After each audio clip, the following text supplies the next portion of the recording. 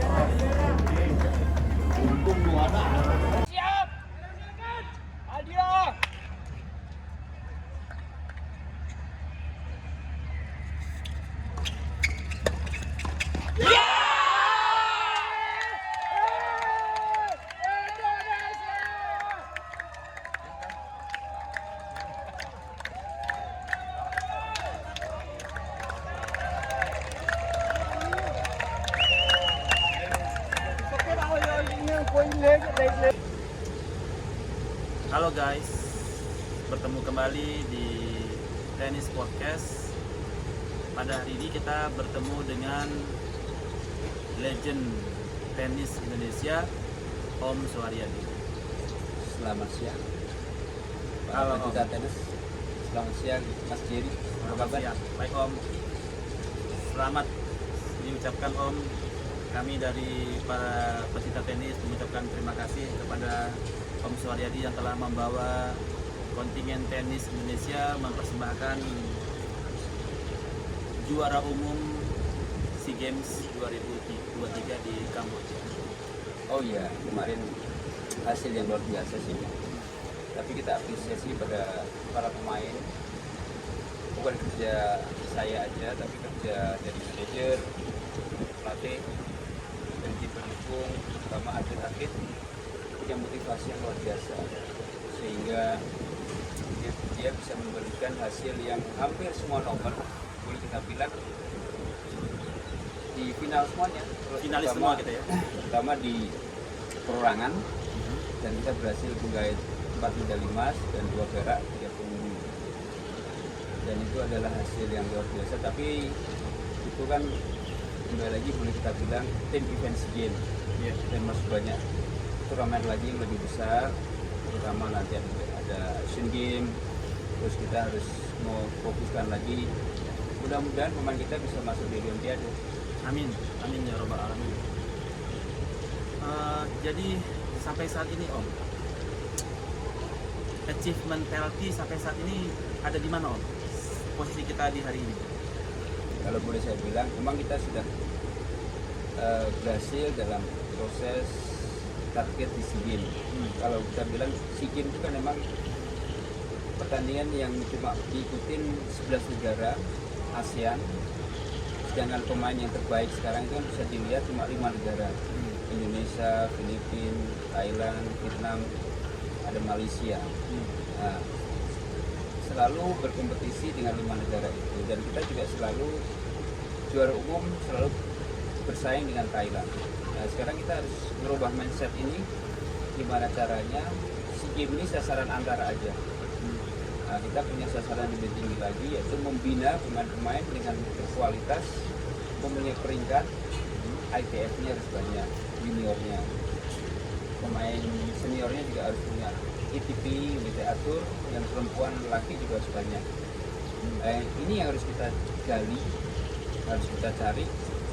Kita harus bisa membuat turnamen atau membina program dengan jangka panjang atau dengan mencari sponsor. Nah ini problemnya di sini. Kalau dari sisi industri nih Om, saat ini kan tenis industri menjadi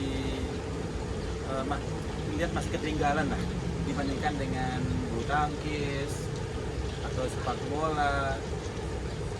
Menurut Om saat ini industri tenis di Indonesia itu sekarang posisinya bagaimana Om?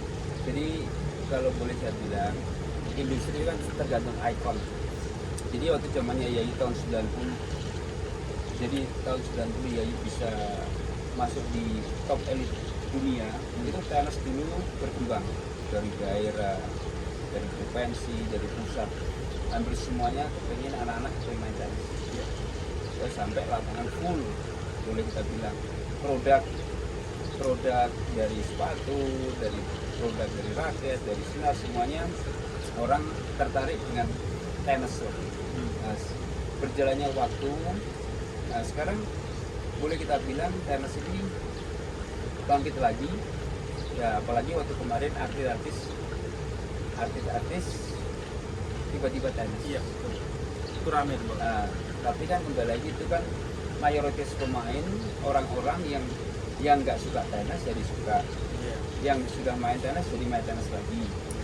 Nah, tapi yang perlu kita fokuskan lagi kan di pembinaan dari bawah, junior siapa nih yang harus kita rekrut, siapa yang kita bina. Tapi kalau buat market bisnis tenis, yes, sekarang itu lagi nge-boom, lagi bagus, tapi masalahnya kita kekurangan fasilitas. Hampir semuanya fasilitas tenis ini tidak mencerminkan fasilitas yang memenuhi syarat. Mamanya lapangan tenis itu kan harus, kalau di luar negeri itu kan ada sekitar 10,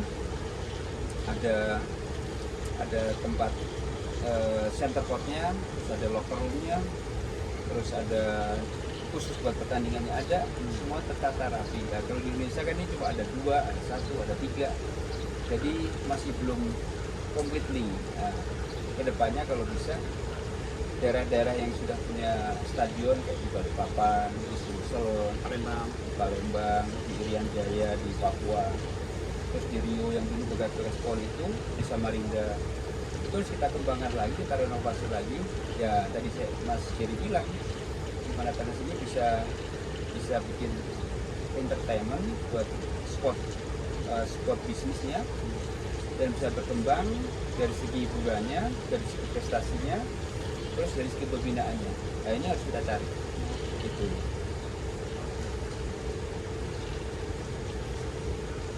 Jadi cukup banyak berarti kendala kita dalam mengembangkan industri tenis ini saat ini ya. Wah, kalau kita bilang nggak pernah habis-habisnya, sebenarnya itu kita masih banyak kekurangan. Kita masih banyak kekurangan dalam hal hampir semuanya. Sekarang kayak pertandingan. Nah kalau bisa kan pertandingan itu kan harus ada pertandingan yang dari kelompok umur yang tanpa kualitas, habis itu nanti ada yang berkualitas, terus ada yang berprestasi. Nah kalau sekarang kan hampir semuanya ikut bertanding, tapi kan semua masih muda-muda. Kita harus tata dulu, harus ada league-nya, ada kejuaraan nasionalnya, terus ada internasionalnya, kita harus tata semuanya. Nah ini salah satu kekurangan kita, gimana biar tenis kita itu lebih bergairah, terus lebih terstruktur. Ini dari segi pertandingannya aja di sini kita udah kurang. Nah kita bikin perubahan pelan-pelan sehingga tenis itu lebih spesifik lagi. Habis itu udah naik di pertandingan, masuk di program pembinaan juga gitu. Kita harus bina pemain-pemain dari kelompok 10, 12, 14, 16 sampai 18. Setelah junior selesai, masuk ke yang seniornya. Seniornya juga sama. Senior itu ada senior nasional, ada senior yang internasional. Nah ini harus kita bina, kita akomodir, tapi ya kembali lagi kita harus jual program ini dengan sponsor. Nah kembali lagi kan begini, Kalau prestasi tenis kita maju, berprestasi, otomatis kan sponsor pada naik, pada mau ikut. Nah ini yang PR kita seperti itu, gimana caranya semua saling mengisi, hak dan kewajibannya itu bisa masuk dengan program dari BPLT, dari pertandingan, dan sponsor happy semuanya. Nah kalau sekarang kan sponsor itu ngasih tapi masih belum happy gitu. Gitu. Dia ngasih dana tapi belum happy dengan apa yang dikasih. Return yang didapatkan. Returnnya belum. Nah ini yang harus kita cari, di mana sponsor kalau bisa itu punya kontrak 1 tahun sampai 5 tahun, dan sampai satu turnamen aja besok udah nggak ada lagi. Nah ini yang harus kita jaga, gimana caranya sponsor ini bisa long term, akhirnya kita bisa mendapatkan kualitas pertandingan yang bagus, dan kita bisa mendapatkan atlet-atlet yang punya kualitas mental dan pertandingan yang bagus. Jadi kita belum dapatkan semua itu. Oke, ini menarik sponsorship. Sebentar saya cek dulu. Kamera masih aman. Oke. Oke Om, menarik sponsorship ini Om. Jadi sponsorship ini kan ada juga yang sifatnya dia charity Om. Ada yang kayak charity, yang kayak philanthropic effort gitu ya. Dia charity untuk give back gitu ya, give back atas yang mereka dapatkan, kayak CSR gitu. Ya. Nah itu kan tidak terlalu banyak dia berhitung return gitu. Kayak philanthropic effort, charity seperti itu sekarang di Indonesia modelnya sudah ada atau belum? Kalau saya di CSR itu sekarang yang saya dengar malah justru buat olahraga nggak boleh, tapi perlu dicek lagi. Tapi biasanya kalau namanya pure sponsor itu ya kembali dia harus mendapatkan return, apa yang dia kasih harus punya nilai plusnya. Nah ini harus kita cari, namanya Bank BRI, Bank Mandiri, atau Bank BCA yang sudah punya dana yang besar, dia bisa menyisihkan untuk modal untuk mensponsori turnamen. Saya pikir itu luar biasa, dan itu kecil lah buat banking itu. Tapi kembali lagi kita emang harus cari sponsor yang kalau bisa ya bisnis to bisnis, jangan sampai cuma ngasih tapi habis itu selesai. Nah, jual putus gitu ya. Ya kalau bisa dia harus punya long term, terus kita evaluasi dia happy nggak, pertandingannya bagus nggak, terus menghasilkan sesuatu nggak. Nah ini harus kita cari, kita bungkus, kita cari benar-benar pertandingannya harus benar-benar sponsor senang, pertandingannya bagus, akhirnya menghasilkan prestasi yang bagus. Nah ini harus kita cari. Kalau kita mengadakan turnamen di Indonesia itu kita harus memunculkan satu ikon. Jadi kita bicara lagi soal ke belakang lagi. Dulu ada Yayu, di mana dia main, di mana dia bertanding, itu semua penonton pada datang. Iya. Nah, zaman era 80 juga itu, zaman Yustejo, zamannya Gunung Joyo, ada Tiono, itu setiap di daerah itu main, itu hampir semua pemain masyarakat daerah itu pada nonton. Tapi memang akhir-akhir ini saya lihat kita kekurangan ikon, sehingga animo penonton tidak seperti yang kita harapkan. Umpamanya sepi penonton, yang nonton cuma pelatihnya, yang nonton cuma orang tuanya. Yes, saya ikutin hampir beberapa tahun ini terjadi.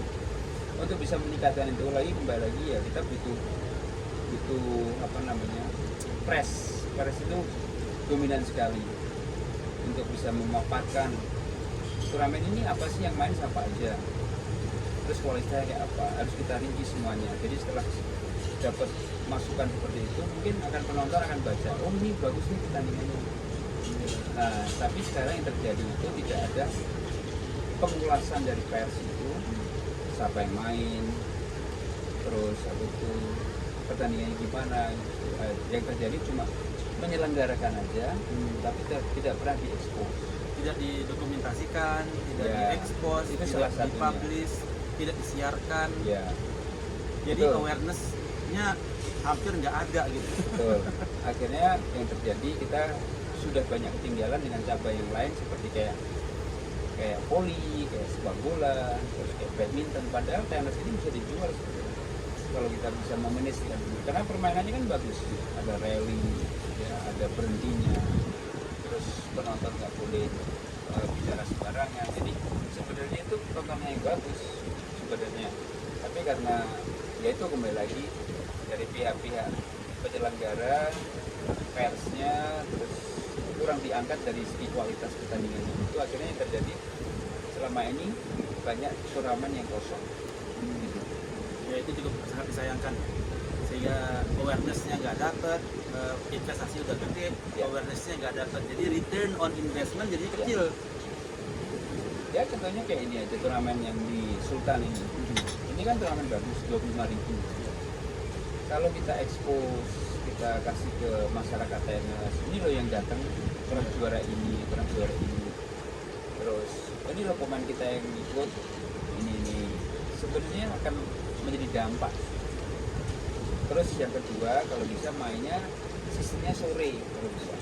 Jadi sore sampai malam. Jadi orang-orang yang kerja, orang-orang yang tidak bisa nonton bisa nonton. Nah itu kita cari solusi seperti ini harusnya. Nah kalau sekarang kan yang terjadi cuma menyelenggarakan aja, tidak melihat dampak dari yang tadi Mas Yuri bilang itu. Penontonnya nggak ada, sponsornya kurang happy. Masalah itu juga, kalau saya juga kritik kepada pemain juga kalau bisa pemain kita juga harus dimodalin dengan kualitas, bermain di turnamen yang selayaknya dia main itu harus punya modal bertanding dengan fisik yang bagus, dengan teknik yang cukup, terus pengalaman yang bagus, mental yang kuat. Kalau kita punya pemain seperti itu, hampir semua rata-rata yang main kan bagus nih kualitasnya. Tapi kalau pemain kita belum siap dari segi ya itu kembali saya bilang tekniknya, performnya kurang bagus, akhirnya dia kan kalah di babak pertama, babak kedua, atau skornya terlalu jauh. Yang harus kita cermatin kenapa sih pertandingan kita selalu dirundung dengan sepi penonton. Ya. Jadi kita udah tahu nih Om, posisi saat ini seperti apa. Terus idealnya tuh kayak gimana tuh kita udah kebayang. Idealnya masih jauh lah dari harapan. Iya. Itu kira-kira kita bisa capai berapa lama dan apa strategi, kira-kira apa sebaiknya? Sebenarnya kalau sudah kita bicara pembinaan kan kita bicara panjang, 5 tahun, 10 tahun. Nah harusnya setiap PB itu yang orang baru, pengurus baru itu harus berkesinambungan terus harusnya. Oh, oke. Dan Jadi umpamanya, repelitanya nyambung gitu ya? Ya, jadi zamannya mulai dari zamannya Bu Martina, terus Pak Maman, terus Pak Rindu ke Prof Edi, itu semua harus berjalan berkesinambungan. Programnya itu apa? Nah, sebenarnya program yang paling bagus kan gini, yaitu pembinaan grassroots-nya dari kelompok umur 10 tahun harus jalan, juniornya harus jalan, terus kelompok umur juniornya harus jalan. Habis itu seniornya gimana? Jalan apa enggak? Kontrolnya, monitornya. Betul. Terus kita juga harus punya home base. Home base itu seperti kayak bulu tangkis lah. Sekarang kita nggak ada Om. Nah, kayak di Thailand tuh ada. Jadi Thailand tuh punya tempat latihan, terus punya asrama, terus punya program bertanding, terus punya sponsor. Kita nggak ada. Nah, Hobis kita digusur. Hobis kita nggak ada. Udah digusur. Yang terjadi seperti itu. Namanya simple aja lah. Kita sudah menyeleksi pemain 12 tahun, menyeleksi 14 tahun, menyeleksi 16 tahun. Harusnya kan langsung setelah seleksi kan masuk training center. Ya. Nah, untuk masuk training center kan kita butuh penginapan, butuh dana. Terus habis itu dana bertanding lagi. Nah, problemnya di sini semua. Nah, kalau kita nggak bisa mengeksekusi itu, nggak bisa menjalankan itu, ya jangan harap kita punya hasil atau program yang akan kita petik. Jadi infrastruktur megang peran utama di sini. Oh iya, harus. Jadi sebenarnya kuncinya sebenarnya di infrastruktur sepertinya. Hampir semuanya. Sekarang kayak kita bicara soal ya kayak di USTA di Amerika. USTA kan dia punya tempat pelatihan sendiri. Ya. Atau Nadal dia punya Nadal Academy. Nadal Academy. Itu kan buat base of the practice anak-anak semuanya. Ya. Ada tempat asrama, ada tempat latihannya, ada gymnya, ya, ada recovery-nya, terus ada program bertanding. ada psikolognya semua kan tertata semua.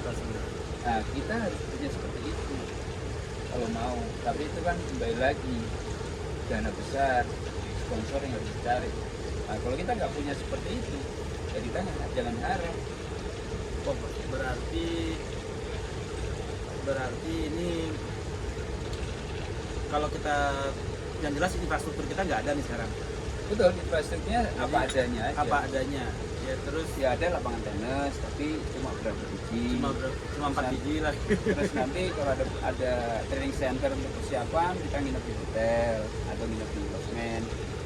Jadi kayak anak kos-kosan lagi nggak Betul. punya rumah sendiri ya, Om Ya, ya. makanya kita harus tata lagi gimana sistem ini bisa seperti ini. Memang kerja berat nih, kerja keras dan nggak gampang. Dan saya ngerti ini nggak gampang dan sangat sulit, dan harus bicara apa itu pemimpin sama pemimpin. Ya sebenarnya gimana? kalau kita mau menciptakan prestasi, ya kita harus menciptakan fondasi kan. Oh, Nah, fondasi ini kan semuanya fondasi. ya fondasi. Ya fondasi ini kan ya tempat latihannya harus ada, Betul. tempat tinggalnya harus ada, programnya harus ada, terus SDM-nya harus ada, pemainnya harus ada. Habis itu apa yang terakhir? Dana. Nah, kalau kita bicara soal Inggris, Amerika, France sama Australia, dia ada dana Grand Slam Fund itu yang berapa persen bisa masuk ke negaranya. Nah, itu sangat beruntung kayak pemain Australia, Prancis, Amerika itu bisa menggunakan dana untuk program jangka panjang, pembinaan junior-juniornya atau senior bisa berdanaan seperti itu. Jadi ada kayak philanthropic fund lagi ya, jadi ada giveaway lagi ya. Iya, Ada giveaway atau dari charity lagi, dari perusahaan-perusahaan besar dia charity untuk give back lagi ke tenis gitu ya, atau mereka yang besar dari tenis kemudian mereka giveaway lagi gitu ya.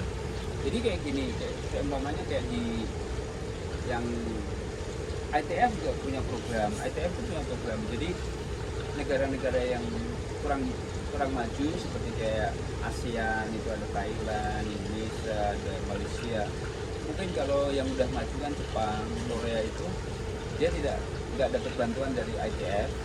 Jadi pemain yang punya peringkat 100 dunia, 50 dunia, tentunya kayak zamannya Yayu, Angelique, terus Wina, terus apa lagi itu, sampai sekarang Priska, itu dapat bantuan Grand Slam Fund itu.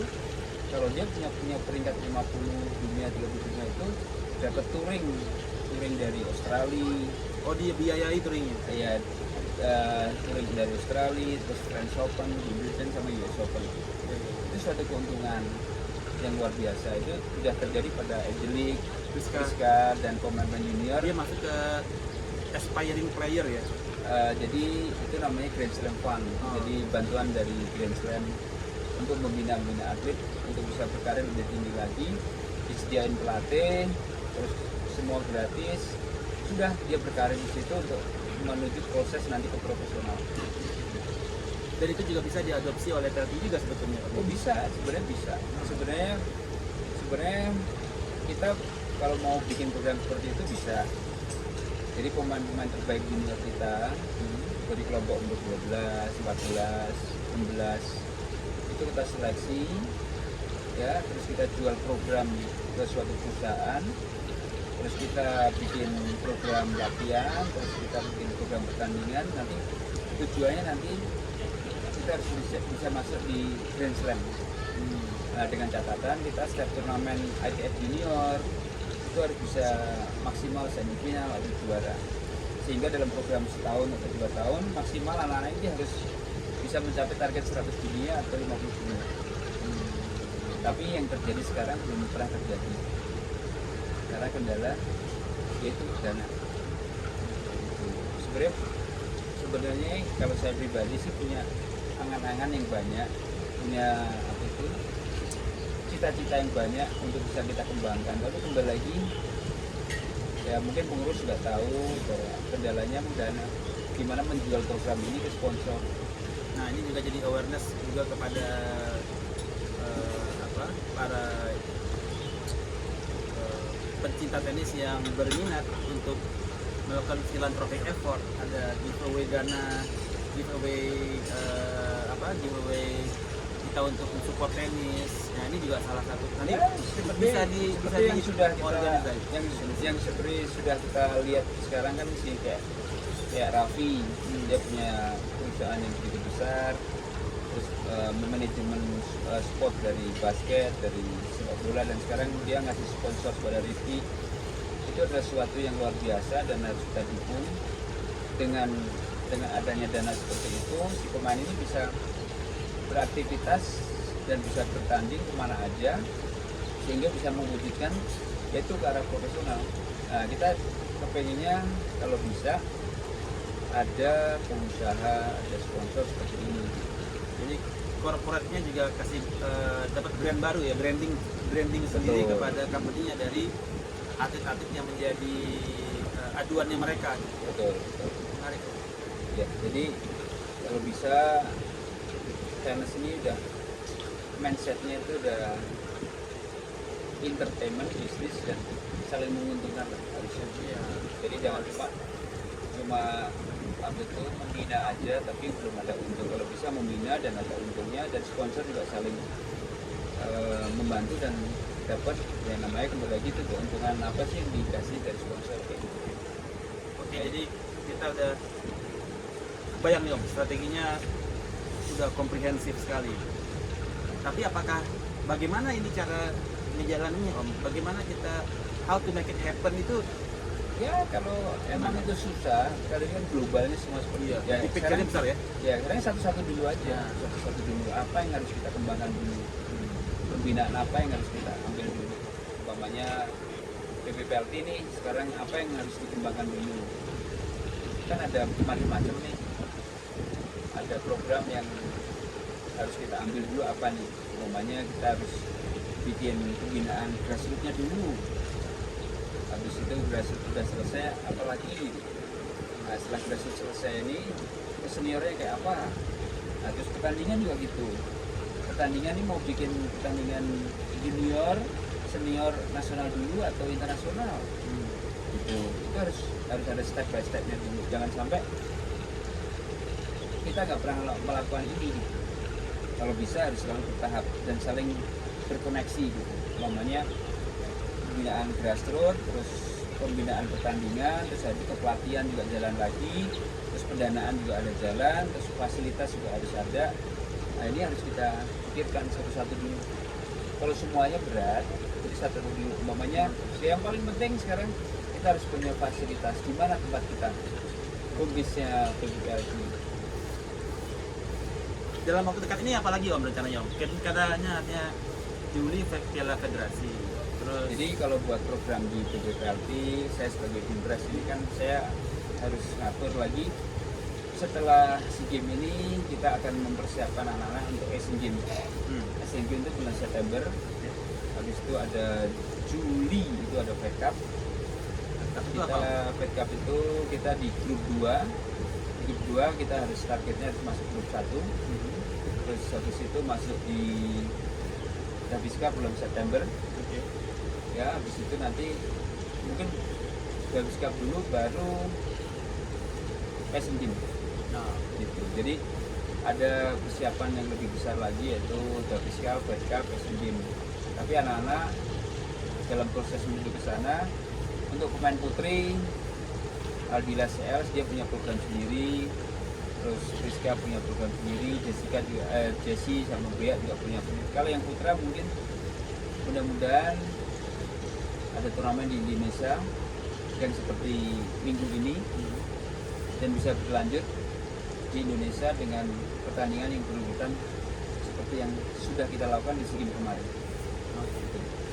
jadi momentumnya terdapat ya Om ya. Habis ini langsung masuk berangkat ke Fed, berangkat lagi. Setelah itu ada lagi turnamen yang mingguan seperti ini, berangkat lagi ada Davis Cup. Iya, yang paling penting lagi ya kita harus di backup. Backup itu anak-anak harus ditempatkan di mana. terus pelatihnya juga disiapkan lagi, terus programnya juga disiapkan lagi. Nah, jangan sampai kita setelah SEA Games ini berhenti dan belum pasti untuk melanjutkan lagi. Nah, ini tugas kita, saya sebagai Bimpres dan nanti PBBLT akan betul mencari solusinya, dan tentunya kalau emang di Asian Games kan dananya dari Menpora. Nah, itu pun kita harus Katanya ada dibatasi, hanya dapat emas doang atau gimana itu? Jadi waktu bertemu dengan tim review SEA Games dari Menpora itu emang kita dikasih tantangan tuh gini, kalau kalian tidak bisa masuk dan juara atau mendapatkan medali di SEA Games, ya sorry, kamu nggak bisa ikut Asian di Games. Asian Games. Nah, kebetulan hampir semua nomor kita mendapatkan medali dari bergu, dari tunggal putri, tunggal putra, ganda putri, ganda putra, mixed double, semua dapat medali. Dan alhamdulillah bisa menghasilkan, dan mudah-mudahan hasil ini bisa menuju ke Asian Games. Jadi belum ditetapkan lagi yang mana yang Kalau dari hasil ini sih sebenarnya akan di ACC, akan disetujuin sama Menpora, karena mungkin yang saya lihat di Asian Games itu kan ada 5 nomor, ya. tunggal putri, tunggal putra, ganda putri, ganda putra, sama mix. Kita harus mempersiapkan 5 nomor itu, dan kebetulan memang kalau kita di kategori ASEAN kan kita yang terbaik. Ya. Jadi tidak ada salahnya untuk harus diberangkatkan. Kalau saya sih mengharapkan harus berangkatkan. Kembali lagi, biarpun nanti hasilnya belum maksimal, tapi kan suatu nilai plus, nilai jam terbang lagi untuk nextnya lagi. Itu yang paling penting. Kalau juara umum nggak berangkat, masa yang juara umum nomor 2 yang berangkat kan nggak lucu ya? Betul. Jadi kalau bisa sebenarnya apa itu syarat menuju Asian Games kita sudah memenuhi. Soal nanti hasil di Asian Games itu tentu kita butuh persiapan lagi, butuh bikin program yang lebih spesifik lagi, terus anak-anak juga harus lebih dievaluasi lebih bagus lagi. Terakhir Om, Ya. bagaimana menurut Om mengenai channel ini? Wow, saya sampai kaget. Jadi sebelumnya saya tuh pertama kaget, oh ini ada channel YouTube yang betul merekam pemain-pemain di pertandingan. Saya pertama tidak tertarik, Oke. tapi setelah saya melihat dampaknya luar biasa. Dari kualitas permainan saya bisa melihat, dari segi permainan saya bisa melihat, terus dari dampak pemirsa juga. Oh ini ada turnamen women circuit, men circuit, ada SEA Games, ada Davis Cup, bisa tercover di YouTube ini. Saya pikir ini tetap dilanjutkan, tapi kembali lagi jangan sampai apa namanya permainannya itu atau cara menyajikannya kalau bisa lebih besar, lebih enak dilihat. Itu kalau saya lihat cuma satu sisi, kalau bisa dibikin Ada 2 kamera gitu. ya seperti itu. Jadi melihatnya itu bisa lebih Bisa dilihat dari Spesifik. angle-anglenya macam-macam ya. Tapi keseluruhannya sudah sangat membantu, baik dari pelatih, dari pemain, terus kita juga bisa melihat pemain-pemain lagi yang bertanding di sini, Yang bagus-bagus ya. terus bisa melihat oh dan kita tuh masih seperti ini toh speednya, oh pemain kita masih Kalahnya di mana gitu. akurasinya seperti ini. Gap kita dengan pemain-pemain luar tuh kebaca ya Om. Ya, jadi tetap dipertahankan bagus, kalau bisa di lebih bagus lagi lah. Oke. Siap. Alright guys. Oke. Thank you very much Om Suryadi. Terima kasih ngobrolnya, Ya. Itu mudah-mudahan berguna. podcast kita dengan Om Suryadi. Semoga menginspirasi. Semoga pertenisan Indonesia lebih maju ke depannya. Demikian. Thank you very much. See you guys. Thank Salam you. olahraga. Salam olahraga. Bye bye. Indonesia Jaya. Jaya. Mantap. Keren Om.